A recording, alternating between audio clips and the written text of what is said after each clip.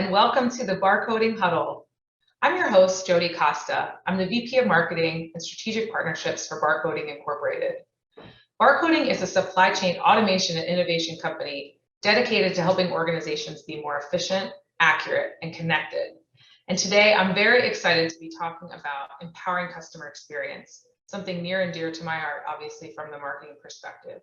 But today, we're going to be talking more about doing more with less with order management software, order management systems, OMS. And our partner is Ignition. So at this point, I'd like to invite Jim and David to please join me on camera. And we're going to get going. Hey, guys. Hey, how are you? Good. Good Welcome day. to the huddle.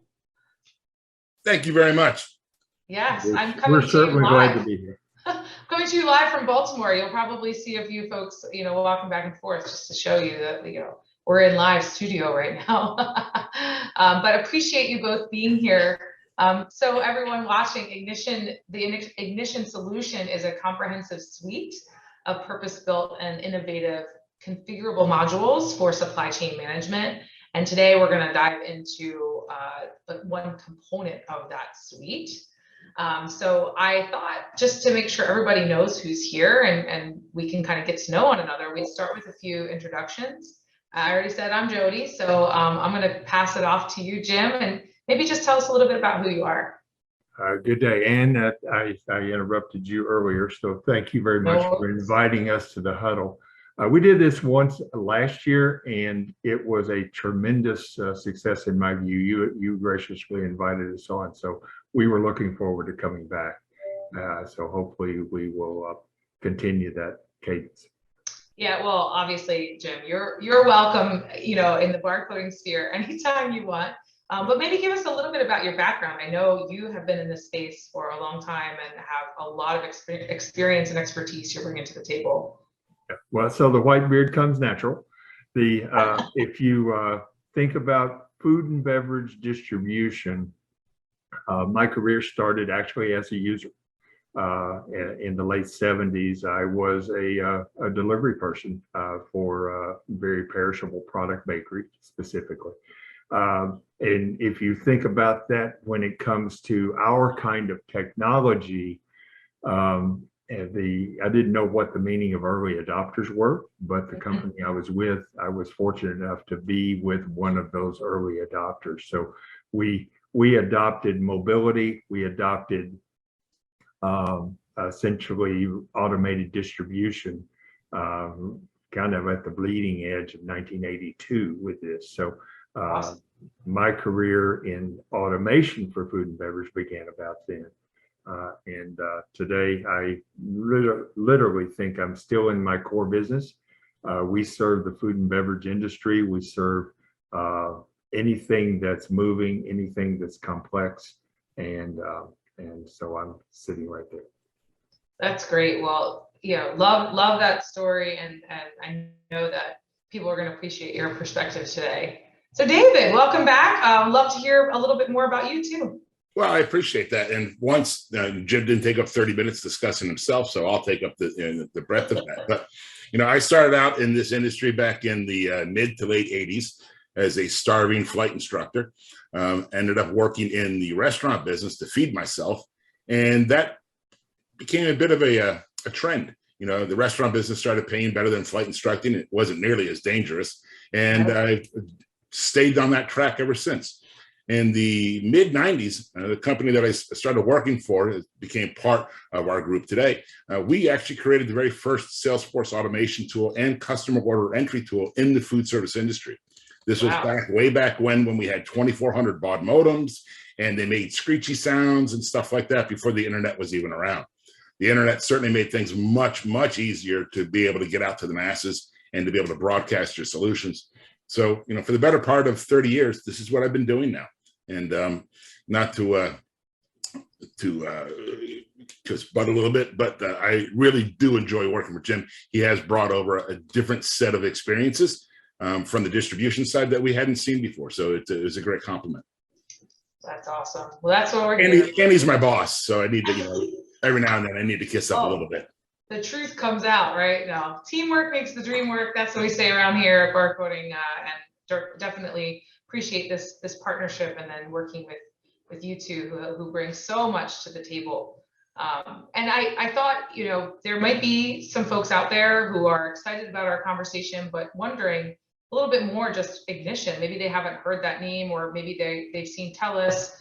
Jim, can you explain to us just a little bit more about who Ignition is? Sure. I'll start with TELUS, if that's all right with you. Sure. And if you, those that are viewing, if you look at my background and then you also look at Dave's background, you'll see a couple of different looks, different logo, but TELUS is there in both cases. I would bet our viewers, our audience has used the word farm to fork many times. It's a cliche that is often used. But in that software world, in that solution world, it's seldom really fulfilled upon. TELUS Agriculture, essentially through some development, through acquisitions, and through integration, essentially starts at the field, at the farm, at the pasture, providing solutions to the growers. And if you think about what the entire supply chain is, that's really where it is, whether it's my original bakery world with wheat, or whether it's in meats process out in the pasture and so forth. They acquired a group called AFS, which was us, and about a year and a half ago. And their intent with that, in that farm to fork process, what Ignition, which is a business unit of AFS, provides, if you think about where that supply chain picks up at the raw material and follows it all the way to the table. So that farm to fork, this is one entity that we're excited about very much. This is one entity that if you have a need, from the John Deere tractor out to the analytics of a grocery retailer, we've got a solution and generally a good fit for solving that problem. And if I could add one thing to that, Jody, yeah. Jim certainly laid out our provenance, where our lineage comes from. Make no doubt about it, our background has been in food. Which probably next to pharmaceuticals is the second highly regulated industry here in North America. But we take that expertise that we've learned by moving food for the last 3 decades, and whether it's bananas, boxes, or bongos, it doesn't make a difference. Our order management system is there to move product. So it doesn't have to be a food product that allows you to take advantage of our tools. So you'll hear a little bit more about what we're doing outside of that as part of TELUS Agriculture. We're now providing our order entry solutions, our e-commerce tools, to areas outside of food, but still moving product through the food supply chain, whether that happens to be fertilizers and aggregates of that sort, or product in general. We're helping move that product through the supply chain. Well, that was a perfect segue, David, because we're going to get going, and really, you said something that was very vital, which is the need for sophisticated order management, fulfillment, last mile delivery, and tools to kind of close that, closed order to cash traceability. And I think, one of the driving factors that we all see in today's world is e-commerce, right? No surprise that this is not going anywhere, and it's only adding pressure, right, for companies, and for all of us who are consumers. We understand this because we've all experienced it. So we have to have, an integrated platform. We have to start thinking about how do we pull together disparate solutions and consolidate them into one platform so our data is in one place, right? We have to have the same type of solution for e-commerce and sales, right? And I think that's really the core of the conversation that we want to have today. So I want to start with you, Jim, and just kind of talk us through kind of some of these pressures and like the true necessity that's happening in this kind of order to cash fulfillment delivery process. Yeah. So let's talk about that order to cash process. And no matter what the good is, today's point exactly, nothing in our economy happens without an order. Let's think about it that way. So some people might call that order to cash another kind of cliche, but if you really think about it in terms solution areas. There's the ordering process, which we'll come back to in a bit. That's what we're going to focus on today. But once that order is placed, then that's where the efficiencies of the supply chain comes in and the integration of the supply chain comes in, because the next part to that is fulfilling or producing that order. Right.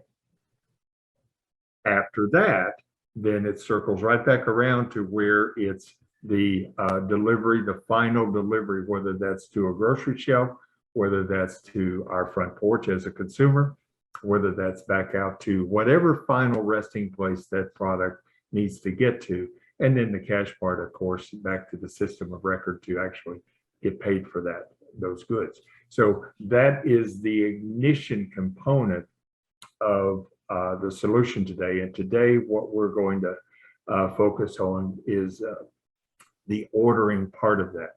Mm-hmm. I'm going to lean back on my history a little bit.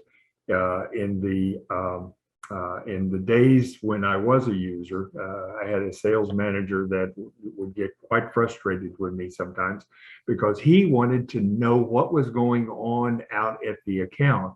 And he actually wanted me to make phone calls as I went around to my main accounts, even threatening a couple times that he's going to pay me in quarters if I don't start doing that voluntarily.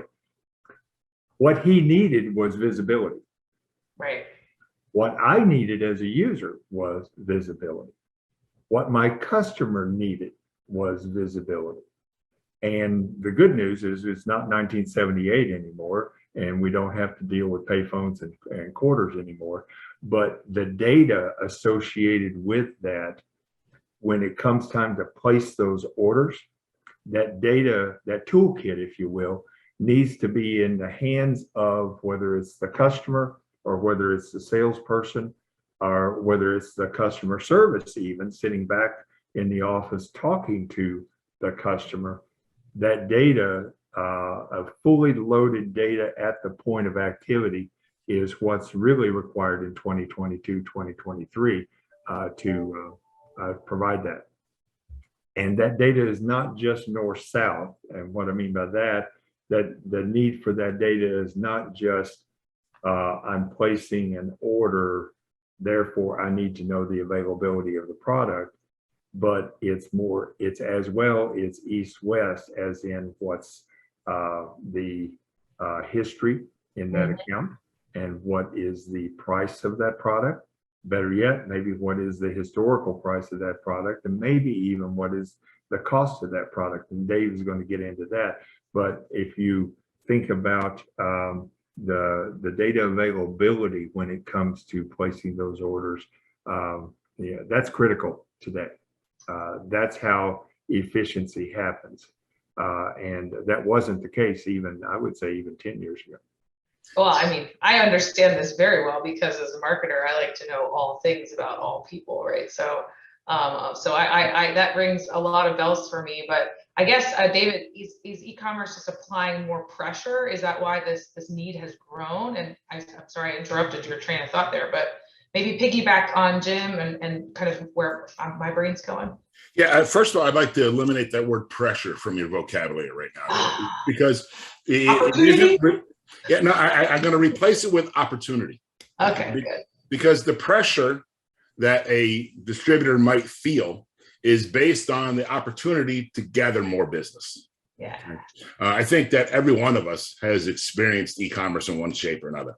I know that ever since the pandemic came into play and we stopped going to grocery stores and things like that, the home delivery model exploded, as well as, you know, the basic, I was getting something at least 2 to 3 times a day from Amazon because my better half was ordering things and they would show up. Of course, they would show up right in the middle of a presentation like this where the doorbell would ring and everything else. But, you know, quite honestly, there was quite a bit of change that happened because of this, and that we had to bring that opportunity, again, not the pressure, the opportunity to the customer. So when we started looking at when our customers first felt this pressure, okay, the first thing they did, they came to us and said, how can we help? How can we help them get their product out, get that to whoever is supposed to receive the product? Whether that happened to be because they were trying to offset some of the challenges that retailers were finding and supply chain problems, or they just couldn't get the products over to the actual customers. They had difficulties in finding orders, difficulties in getting that order to cash process going. So the natural opportunity was to turn to an e-commerce model. Again, everybody's ordered something from Amazon at one point in time. So providing that type of a tool really helped facilitate and for many of our customers save them, during this pandemic, because not only did they take the opportunity to leverage an e-commerce model, but whenever you have an e-commerce model, there's basically three sides to it, as Jim pointed out earlier. You've got the customer demand, where they're wanting at their point in time and convenient for them to put an order in, to place that order so they can receive product whenever they're going to get that. On the flip side, that process was normally handled by a salesperson visiting with that customer. But because of the pandemic, those face-to-face exchanges just really weren't happening. Yeah. So having to move that into an electronic format took even a greater presence. And then, of course, that opportunity for the customer service agent to verify that everything is going exactly the way it's supposed to work. Payments are being done on time, deliveries are being done on time, that customers, any questions that the customer had that they couldn't self-serve, they're getting answers for. Those are the three sides of that whole model, is making sure that everybody's working from the same data and that everybody can take advantage of it. The salesperson, their opportunity changed dramatically. They were no longer responsible for getting the order. They went back to sales. How can I help you? So many people that I know that have businesses that have been impacted by the problems in supply chain are having problems just bringing product forward, not knowing if they're going to get that product to be able to sell the product. And particularly in the food industry, restaurants are counting on those products to be able to make the menus, to be able to serve the recipes. And when you don't get those products, you're scrambling every day. There's a lot of challenges there. But by having a tool that provided a full 360-degree view as to the availability of the product, details about the product, everything that you need to know that everybody could see and contribute to, it certainly made a huge difference. Oh, I just love the thought of, these organizations, and, my brain is always around brand, right? So they're rolling out these new models and they have to adapt, not just from the technology and the data standpoint, but they have to adapt to these new relationships, right? This new way of doing business. So talk to me a little bit about maybe the opportunity, because you're a silver linings kind of guy. And I know you are too, Jim. Tell me about the opportunities then around sales enablement. We just started to kind of touch upon that, but I'm assuming that the customer experience with these new relationships and the way sales could then pivot, that was a good fertile ground for opportunity. It's not just, excuse me, it's not just the sales enablement, it's the enablement of getting the order from whoever that is going to be driven from. So the benefit that we see is that, when you provide a solution that any one of the three different types could use, okay, we're talking about the operator, we're talking about the salesperson, and we're talking about the customer service agent. Each one of them has a different need, correct? Right. So a salesperson, not only do they need to have access to the complete catalog of products, they need to have access to the buying history, the purchasing history of that particular customer. What have they been buying? How much have they been buying it? What was their price? What was the profit? All the different information that is part of a well-rounded order needs to be presented to the salesperson or customer service agent in a way that is very easily digestible, in a way that doesn't, if you're in front of a customer, doesn't draw attention, that you're manipulating price and things like that, so that you can get away, you can structurally use the tool the way it's supposed to be done. Right. For the customer, one of the greatest benefits in this, as an ex-operator, I used to love it when my salesperson would come to me at the same time on a Tuesday and a Thursday. I could count on them showing up at 3:15. I was going to spend a half an hour with them, and it was something I could keep in my schedule. Yeah. Sometimes that changes. Sometimes I couldn't meet with them. But when they finally got to the point where they said, "Hey, Dave, we'd like to give you this opportunity to go ahead and take ownership of the ordering process," I'm a bit of a geek. I was like, "Yes, let me have it." And so, they brought the solution to me. Not only could I put my own order in, but I was able to answer many of the questions that I would normally have picked up the phone and talked to somebody, whether it was a salesperson or somebody in the purchasing department or a customer service agent, to get an answer. I was able to answer that just by using the solution. And that could have been at 2 o'clock in the morning when I was done getting ready to walk out the door. I forgot, got to get my order in. And I happen to see something might not be available. There's a substitution. And I'm kind of hesitant about substitutions, with the exception that I have all the information necessary: imagery, nutritional content, benefits, serving suggestions, all the data that comes from the GS1 or the Global Data Synchronization Network can be presented to me through the solution. And again, whether that's food or hardline products, that the GS1 database is out there to educate all of us. It makes every user an instant expert. And if I, as an operator, can get the information that I need at 2 o'clock in the morning to, at the point of purchase, say, yes, I need that product, that's exactly what the e-commerce tool is designed to do, is to capture my demand at a point in time when it's convenient for me to put the order in. Right. Yeah. So, I mean, this is really where we started with this kind of doing more with less. I mean, I think all kinds of organizations are realizing that, labor's tight, right? We have to be able to enable great customer experiences and convenience, and we have to take friction out of these processes, but we can't do it just by throwing people at the problem, right? So I think that just really spoke to me. I think we're seeing that across the board. It's amazing, Jody, when you talk about, especially during this last couple of years, as companies were either contracting or expanding like accordions, there was an opportunity for them to really start to go out and expand. In order for most companies to do that, they have to bring on salespeople. Each salesperson is going to handle accounts.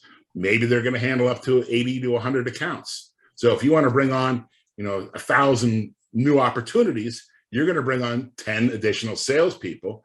Each one of them is going to have to be paid a salary. Each one of them is going to have to be paid, benefits and everything else. So the cost is dramatic to bring on that number of salespeople to handle an extra 1,000 customers. Well, to be able to do that electronically is dramatically less and very, very empowering, because again, you're putting systems in place that enable your growth, that reduce your cost of supporting those people. Right. Yeah. And that's why, I mean, I think, this is a great time to talk about partnerships, because I think, when you are embarking on an investment like this, and, side note, Barcoding is a GS1 partner. So just didn't forget that. We're big fans of GS1 too. But, that's what I mean about partnerships, right? We're partnered with GS1, we're partnered with you guys. Jim, I think, with everything that we're saying, and the benefits sound immense, but this is not something you would want to do alone, right? You need to find and secure great partners in order to really reap the benefits, right? Well, I would even go so far as to say it can't be done alone. There's so many moving parts to this kind of solution that the entity that thinks that they can go out there as an island to provide all the needs essentially means that they're not providing the best of breed for every one of the components of those needs. So partnerships are critical in this scenario, whether it's the deliveries, whether it's the ordering side, the fulfillment side, or the delivery side of today's e-commerce. Jim, I wanted to bring up something. You brought up a phrase, best of breed. Okay. And that's really, really important, because although we do have the best distribution solutions tools that are out there, our order management system is agnostic of the ERPs or the hosts that it gets its data from. Yeah. We would love for everybody to utilize our host system, and we think that it certainly would be able to address the majority of the industry's needs when it comes to moving product. But we recognize that there are going to be unique situations where our ERP just isn't applicable. However, our order management system is. And again, it doesn't have to be coupled with our ERP. We are agnostic of that system. So it's really just an interface layer that sits between us, between your product information management, your core data elements, and our solutions. So, considering that, and you don't have to, you can either buy the solution outright, or you can run it on a SaaS model. So you can really choose to leverage it any which way that you want to, and you're not forced into using something that might be a lesser solution just because it has an easy alignment with your ERP system. Well, I'll even take it a step further. Even if an entity, which we would love to have customers essentially take everything that we have to offer, no one in their right mind would deploy it all at once. Right. So that integration to foreign systems is always going to be ever present. It's always, I think, is going to be required. So that begs the question. So what do you deploy first? Even if you bought everything, you want to deploy that which shows the best face to your customer. And you want to show that, or you want to deploy first that which gains the grandest ROI earliest in this overall project. So we have customers that utilize OMS in an SAP environment. It's good. What just popped into my mind. We wouldn't dream of unhooking that ERP. They wouldn't dream of deploying some other OMS tool. And trust me, I know there are customers that utilize the OMS tool, and it is quite a feature-rich gives quite a feature-rich capability to them as well. So that's I mean, that OMS is your face to the world, right? I mean, that's that customer's face to the world. Well, it's our customer's face to the world. Yeah.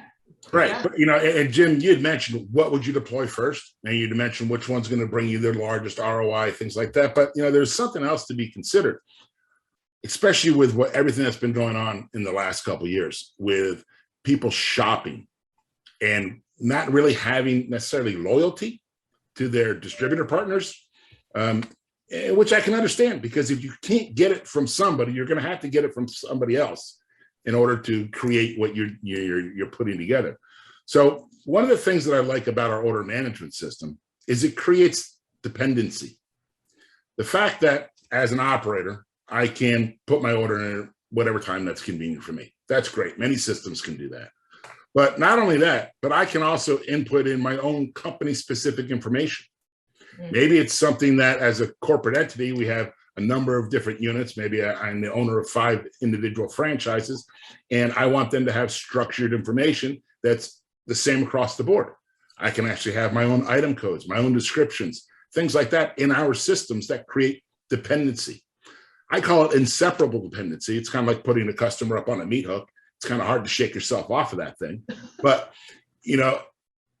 what we want to make sure is that we make it painful and expensive for our customer to attempt to do business with somebody else. It's painful in the fact that they're going to have to redo everything that we've done with them. What's unique about our system is that the salesperson that's engaging with the operator has the exact same tool, becomes a support network, becomes a training environment, but also can be the data input for that operator. If I want that operator to have their order guide, which is a list of products they have purchased in the past, if I ask them to put that sequence of items in footstep path, it might take them 2 to 3 weeks to get to that. But because I use the same software, if I were to say to them, hey, can I follow you around while you're putting your order in, and I'll go ahead and put them in your same footstep path, it's going to get done immediately. And as a salesperson, I'm going to see the things they're not buying from me, and I'm going to slip them right into my own little list just to make sure they start buying those things from me. That's the kind of dependency that once you have those features set up in the system, an operator never wants to dispose of that. It's made their job easier. You mentioned payments, Jim. The fact that I can not only see my invoices or see my statements, print them out if I need to, whatever it happens to be, but the fact that I can use a variety of different payment methodologies to go ahead and offset those and take care of them, whether that's through credit card payments or ACH, and we're adding in things like PayPal and Amazon Pay. So, those types of payment methodologies are really what people are expecting today. When I use a term that I don't know if it's a real word, but I've been using a term I've crafted called Amazon-esque. We really are driven by what Amazon is providing to the industry. We provide those same features and functions, but we make them more specific to our distributors and their customers that they need. Well, Amazon-esque, definitely could be contender for a new word. And out of a year and a half of doing huddles, you are the first person to mention a meat hook. So congratulations, sir. I was waiting for him to finish up. Those of you that are on this huddle, that was a figurative reference. You mean meat hook. Figurative. No, yeah, it was figurative. It was not literal, Jim. You are 100% correct. But if that's what keeps the customer, that's what keeps the customer. Yeah. I like the word stickiness. There you go. You know, it's my food service background, Jim. Sorry, I can't love resist. Meat hooks or stickiness. It's, you know, barcoding, you know, we certainly love the sticky part of that, you know, label pun right there. But yeah, I love, you know, you started to dive into the experience of a couple different, what in my world we call personas, but obviously these are just people, right? People out there doing their jobs. So I'm wondering if you could just tell us a little bit further. I mean, we started to walk through the experience of maybe that salesperson, but what about maybe the VP of sales or the president or the owner? Maybe talk to us like the benefits. If you don't mind, Jody, I'm going to bring up a brief PowerPoint here. That's great. Yeah. So we can kind of talk about this. And let me just jump right down to our personas. So when we're talking about the different people that are typically interacting with the software, we're really looking at 4 different types. We have Joe, the salesperson. You know, Joe's needs are pretty obvious, right? He or she needs to be able to put orders in a fashion that is going to be not only easy for them, but to provide them with all the information necessary to make sure that that order is not only the correct order for the customer, but it's the correct order for the company. It's profitable. It has the right items. Everything is aligned the way it's supposed to be, creating that dependency, the stickiness. I'll stay away from the meat hook term. You know, that's what Joe needs. And Joe needs to be able to do that, whether he's online or offline. You know, our system is an online tool, and we recognize the benefit of being an online tool because for the first 3 decades, we were offline. Everything we did required bringing down all the data to begin with and then operating throughout the course of the day. We would do some incremental updates as they were sending orders in, but, you know, Joe needs to be able to drive that information, needs to be able to access timely information. Now, Joe's boss, Stephanie, she's got a lot of Joes. Got a lot of Joes, a couple Jims, some Daves, you know, got a lot of people that she has to worry about. She can't be in the vehicle with all of them all the time. She's got to be able to manage, monitor, mentor remotely. Okay. So again, for her, she needs to be online as well. But our system, as I was beginning to mention, I kind of forgot to finish, is that it's capable of offline capabilities as well. If you're in the middle of an area where there is no cellular connectivity, you go to a customer site where their Wi-Fi is hit or miss at best, you can leverage our tool offline and still accomplish all the things that you need to do that you would have been doing had you had access to the real-time data. So you are really never stuck with an arm tied behind your back. You're always there able to leverage the systems. Now, again, Stephanie, well, she reports to John, and John needs to see everything, not just the vertical that Stephanie is seeing, because she's really looking at her territory, her salespeople, her customers. John is looking at everything across the board. So again, all 3 different personas have unique needs within the system, and our system answers and addresses those unique needs. In addition to those people, then you've got the customer. Right? We've been talking a lot about the customer, what their needs are and how they can leverage the system. But really what it comes down to is they need a common portal for everything that they do. They don't want to do business with multiple distributors, quite honestly. They'll want a primary and a secondary. They don't want 5 people coming in. You know, they don't have time for it. It's not the best use of their time. So they really do need, and they want to become better connected with their provider. That's really where, you know, I think that where we shine is in that connection there. So I'm just going to stop sharing my screen here. All right. Well, and Jim, I think that leads me to think, you know, this sales tool or this order tool, it really, I mean, it increases that customer experience, right? But I think it enables your customers and our customers to become that trusted advisor, right? I mean, that's where we left off. It does. I got to start with a story. Jody. Do we have enough time? Yes, Yeah, yes. all right. So, I spent a lot of my career. I love to get out in the business and in some cases get out with the salespeople, get out with the users.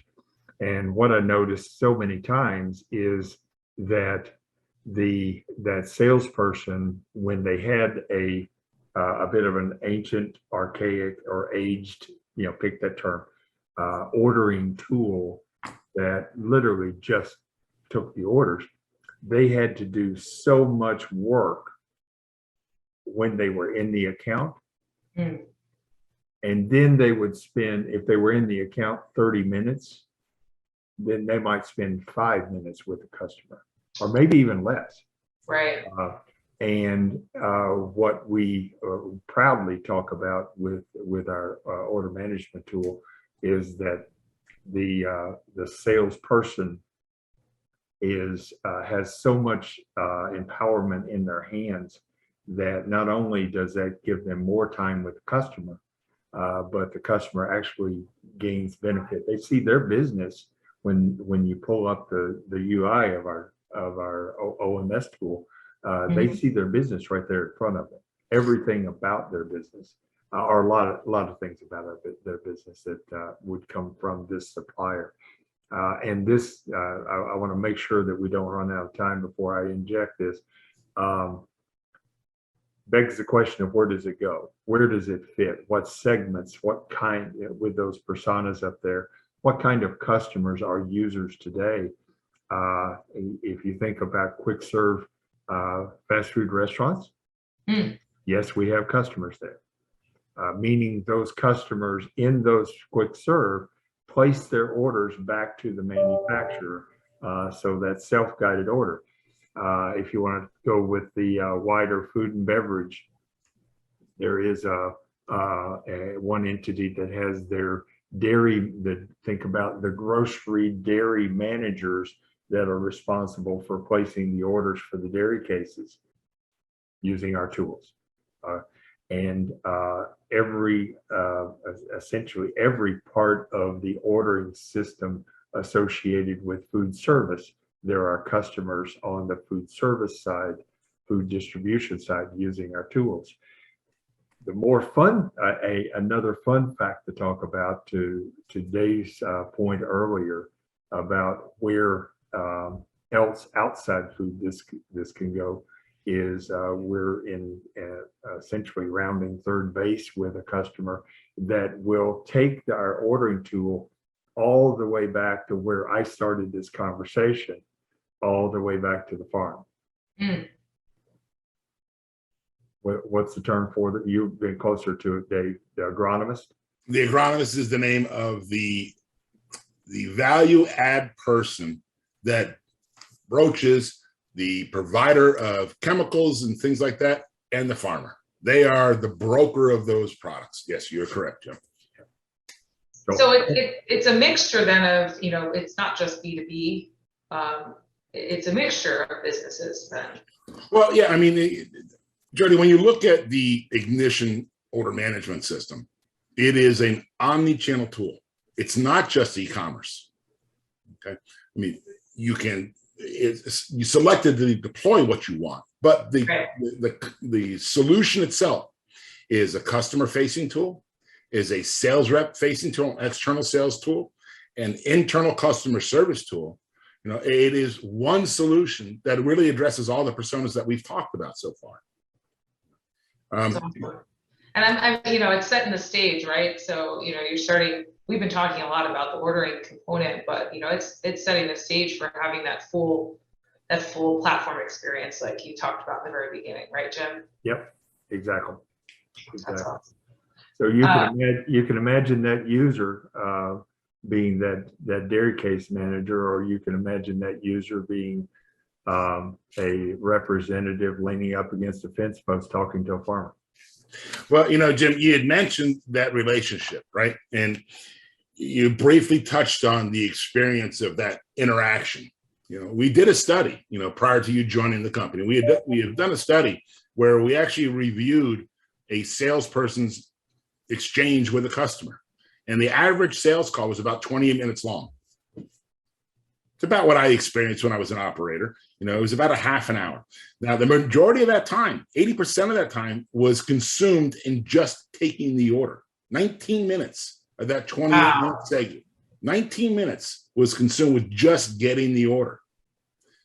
As far as I know, salespeople are supposed to do everything.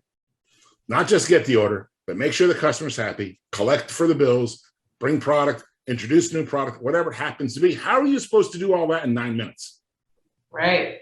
That's really where the empowerment from this solution comes from, Jody, is because we take certain aspects of the entire ecosystem and put them where they need to be, right? The customer really wants to put the order in. They just don't know it yet. Once you give them that opportunity and the freedom of putting the order in, you can't take it away from them. Oh, that's right. You can't, don't take that back. No, do not. And the same thing is true with the salespeople. And I've been doing this for a long time. Initially, people build walls. Salespeople build up walls. Don't take away my customers. Don't give them this. I want to see my customer. You want to see your customer because you still want to have maintenance and control over the account. We don't take that away. We enhance that by giving you more time to focus on everything outside of generating the order. Salespeople have been proven that they will generate about anywhere between 9 to 15% line item penetration, that their gross profits are going to go up between a half point to a point, which is really, really, that is significant in the distribution industry, you know, to get a full point of additional profit from your tools. And that's what we have a history of doing.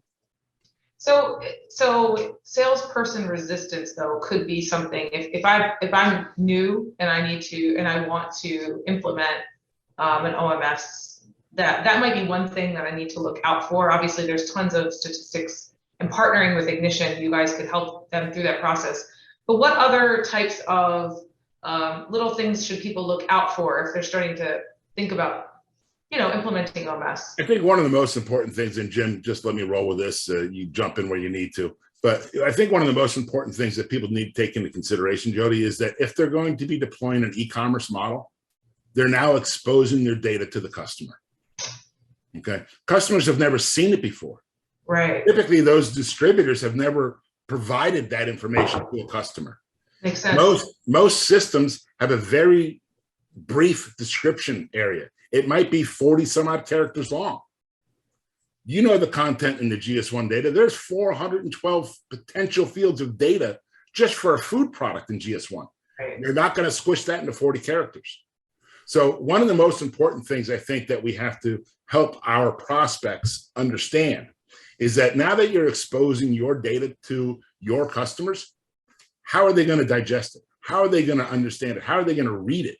You know, when you have a limited number of characters, many people start to create their own contractions, their own abbreviations. Okay. I have seen chicken spelled at least 15 different ways. When I used to be a waitress, I had my own little acronym. Oh, yeah, right. You have your own little language. And as a buyer goes through and they're buying chicken, they do the same thing. They go, oh, I got to squeeze all this information in there. Yeah. And so they start to do that. Now, imagine you're the customer and you're trying to read, what is a CHHIXLBT? You know, what is that? Right. And if you don't know what it is, guess what? You don't buy it. No. You move on. You're going to find an item that you have understanding about, or that's associated with the GS1, where you press the button and all the pictorial information, videos, nutritional content, anything else that's out there helps you make your purchasing decision. You know, so again, when you're thinking about how you're going to be exposing your data, especially when it comes to e-commerce and your first time doing this, it's always a good idea to get a partnership going. Find those customers that you already have a great relationship with and use them as your beta testers. Get them to give you the real feedback that you need to have an award-winning system. Again, if they don't understand what it is, they won't buy it, or worse, they'll ask the next person that comes in, do you have this? And then they'll buy it from them. Right. And that's the door that I want to slam shut by making sure that every user can find any item in the system based on what they type into the tools. And so that, again, I think that's one of the most important things is helping them understand what happens when you make their data visible. Yeah, I just love that. I memean, we're at Barcoding, we talk a lot about, soliciting that user feedback, end user feedback early and often when you're deploying solutions and technology. And I just, that resonates so well with me, of reaching out to those key customers and building the rapport around this and almost co-creating that solution, right? Getting that buy-in early to enable that smooth sailing down the road. That's just such a great approach. The great thing about that, Jody, I'm sorry, go ahead, Jim. That's all right. If I can add a thought right at the end of your conversation there, Dave. Someone in the audience might be thinking, well, I've got an ordering tool already. I've been running X for the last 5 years or the last 10 years or something. Why should I make the change? I would argue that particularly the vintage ordering tools are literally just that. They're moving a number from entry back to fulfillment, but they're not providing the kind of information that you just elaborated on, particularly in the UI that shows up with our system. That's the difference between a 2010 vintage or even older vintage ordering tool versus our OMS. Jim, I think, and maybe I'm going to show some age, but it's like the difference between an MSI or a Telzon, that little handheld unit with the acoustic couplers you had hooked back to your payphone days, compared to what we carry in our hand today that has more power than the space shuttle did. It's just amazing. It truly is. Yeah, and for the younger members of our audience, if you don't know what a payphone is, you can email me and I will probably send you a picture. I can answer what a Telzon is. There you go. It Telzon too. Yeah, and let's leave those acoustic couplers alone. Yeah. So these aren't apples and oranges. To Jim's point, if you do have something in place, but it's not it's not modern, and it's not, you're not comparing today's OMS with what you have. It's not the same product.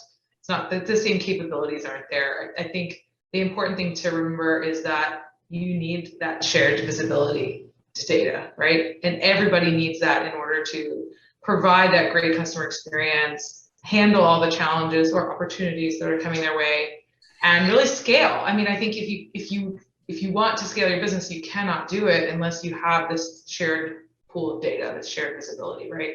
Not in this day and age, for sure. Yeah. And that's why Ignition, you guys are such, you guys are best of breed. That's why we're partnered. Barcoding is partnered with you. We partner with the best of the best.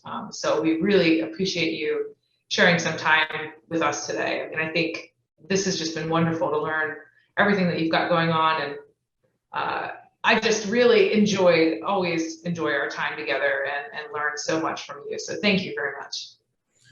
Well, we really appreciate it, Jody. And to say that we scratched the surface really doesn't cut it, because that's all we really did today was scratch the surface. Yeah. I think Jim would be saying this. I'm just going to say it for him. I look forward to the next time we have the opportunity to work with you again. The partnership that we have, and will have, continue to move forward, has been very, very good.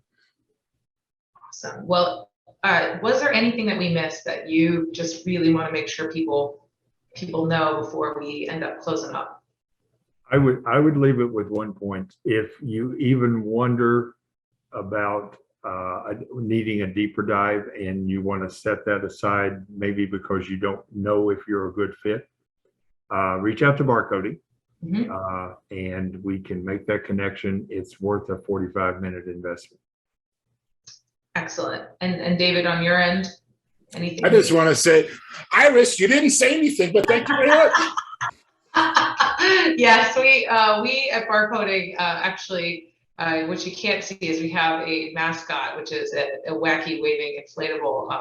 And yeah, for more on that story, also reach out to Barcoding. I'll be happy to share more about that. But I think, in my final, question of the day, I like to throw something out there that's always a little fun and wacky. And so today, because we talked about meat hooks and stickiness, I thought I'd love to hear your thoughts on what one of your favorite work cliches or, kind of corporate jargon words that you hear people talk about that you just love. and is kind of silly. Any thoughts? Jim, I'll let you go first, because I'm full of silly thoughts and words. I think we've used 2 or 3 of my favorite. I do have one, and it comes with a story. I'm sorry. I love it. I love it. This story. Think about everybody in this audience. I'll keep the beer supplier to myself, but at one point in my career, I was affiliated with a beer supplier, and a very much renowned consultant came in. And he was chastising senior management of this beer supplier. And he basically said this one phrase that has stuck with me from then to now. The group that gets the competitive edge is the group that thinks east to west, not north to south. That's kind of deep. I thought about that for the longest time. The CEO of that company was rather foul-mouthed. So he started out with a diatribe of curse words, and he said, "What the hell does that mean?" With other words besides him. And the bottom line to it was literally, not to continue this to be a sales pitch, but that remote worker that just thinks back to the house, if you will, when there are other activities going on all around that account that is more east to west versus north to south. So east, west, north, south, that's one of my. Oh, I love it. That's a good one. David, any thoughts? I certainly can't beat that. I'm going to stick with my meat hook. Stick with the meat hook, yes. Well, one of my favorites is we'll take this offline, and I think it's a great way to end. Which means I'd love to see you all in person someday, and maybe meet up and chat further. But thank you again, David, Jim. This was truly a pleasure chatting with you. As Jim mentioned, Barcoding is here to help. We can be your point of contact. You can reach us at barcoding.com, obviously across all of our social channels. And don't forget to subscribe to this YouTube channel, because we've got lots of great content always coming out with some of our favorite partners like Ignition. And again, thank you so much. And yes, let's take this offline sometime, David, Jim. There you go. Yeah, let's make that happen. And until next time, I will be seeing you guys. Thank you very much. Thanks, guys. Bye.